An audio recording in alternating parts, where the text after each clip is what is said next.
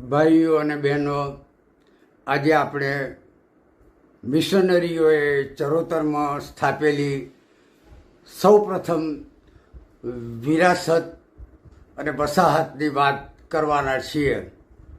આપને આમંત્રણ અને સબસ્ક્રાઇબ માટે વિનંતી.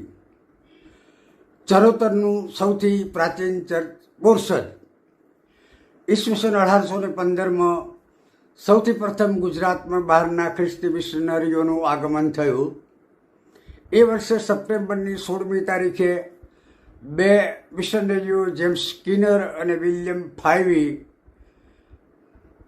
આ બંને સુરતમાં આગમન કર્યું. તેઓ લંડન મિશનના મિશનરીઓ હતા. એમાંના જેમ્સ પ્રભુ પાસે પહોંચી જતા લંડન મિશનરીએ વિલિયમના ભાઈ એલેક્ઝાન્ડરને મોકલ્યા. તેઓએ સર્વપ્રથમ પવિત્ર બાઇબલનો ગુજરાતી અનુવાદ ઈસવીસન 1823માં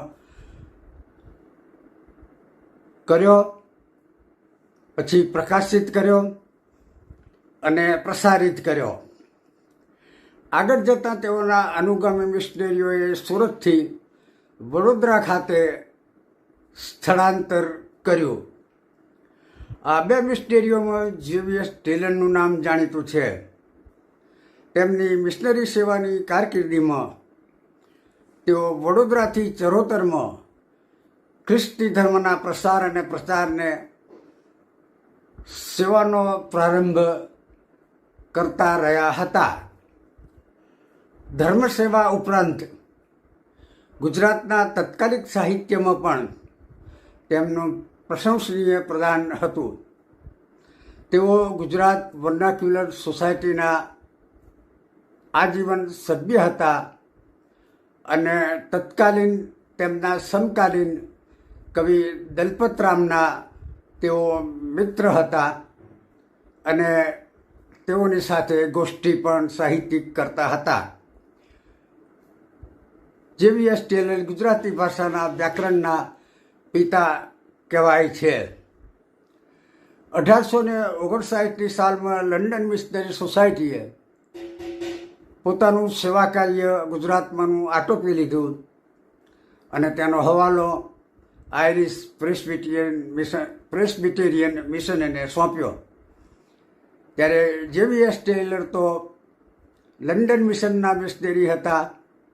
એમને જવાનું થયું, પણ ગુજરાતના લોકો પ્રત્યેની એમની જે માયા હતી એને લીધે તેઓ રોકાઈ ગયા અને આયરિશ પ્રેસ્બિટેરિયન મિશનમાં જોડાઈ ગયા. બોરસદ મિશન સેવા ક્ષેત્રનો પ્રાદુર્ભાવ 1847ના અરસામાં થયેલો હતો. એ વખતે રેવરન્ડ ક્લાર્કસન તેના વડા ધર્મગુરુ હતા અને તેમના પછી 1860થી આ હવાલો રેવરન્ડ ટેલરે સંભાળ્યો.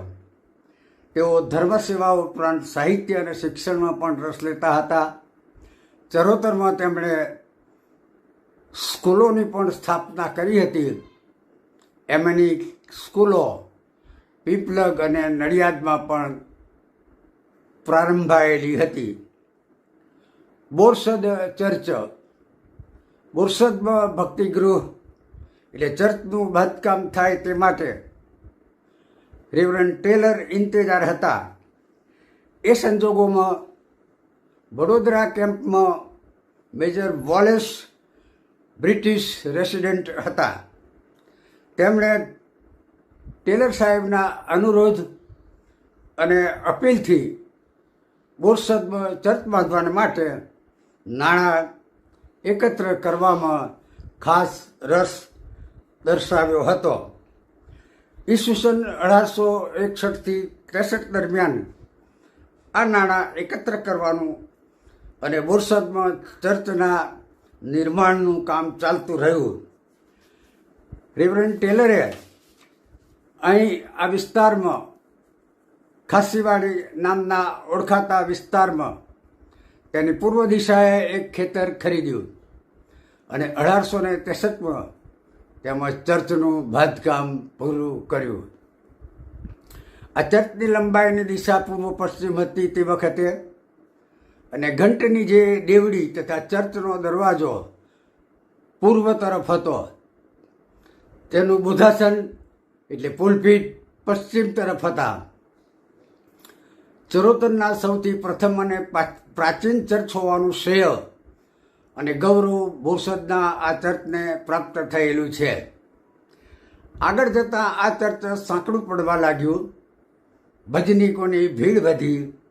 તેથી મિશનરી રોબર્ટ હેન્ડરસન, જેઓ પરાબાદનાર મિશનરી તરીકે જાણીતા છે, તેમણે તેનો વિસ્તાર વધાર્યો અને તેને ઉત્તર દક્ષિણ દિશામાં વધારીને મોટું, સુંદર અને વિશાળ બનાવ્યું. પરંતુ ચર્ચના પાયાની આધારશિલા તો રેવરન્ડ ટેલર સાહેબના વરદ હસ્તે મુકાયેલી હતી. 1877ની સાલમાં આ ચર્ચની પરસાળ ઉપર ઘંટવાળો ઘુમ્મટ બાંધવામાં આવ્યો. આ ઘંટ તો આયર્લેન્ડના ચર્ચની સન્ડે સ્કૂલના બાળકોએ બોરસદ ચર્ચને ભેટ તરીકે મોકલાવ્યો હતો. આયરિશ ચર્ચનો આયર્લેન્ડથી બોરસદ સુધીનો કેવો મીઠો આવકાર્ય સંબંધ! ઈસવીસન 1993માં તેનો વિકાસ અને જીર્ણોદ્ધાર 11 લાખ જેટલા રૂપિયાના ખર્ચે કરાયો હતો. હાલમાં આ ચર્ચ તેના સૌંદર્ય, ગંભીર ભક્તિસભા અને કલાત્મકતા માટે તથા તેની પ્રાચીન વિરાસત માટે ખાસ ગૌરવ અનુભવે છે. ચરોતરનું આ પ્રાચીન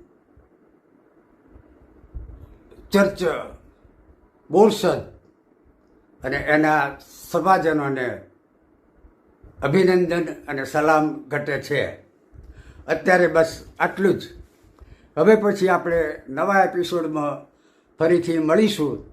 ત્યાં સુધી પ્રતીક્ષામાં રહીશું.